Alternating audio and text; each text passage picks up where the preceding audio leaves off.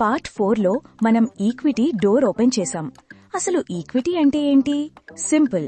Equity అంటే యజమాన్యం, ownership. మీరు share కొన్నప్పుడు కేవలం బెట్టింగ్ వేయటలేదు, ఆ కంపెనీలో పార్ట్నర్ అవుతున్నారు.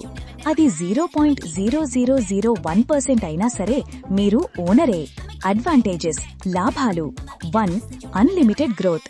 బ్యాంక్లో 7% వస్తుంది, కానీ ఈక్విటీలో 100% కంటే ఎక్కువ రావచ్చు. 2. డివిడెండ్స్. కంపెనీకి లాభం వస్తే అందులో వాటా మీకు బ్యాంక్లో పడుతుంది.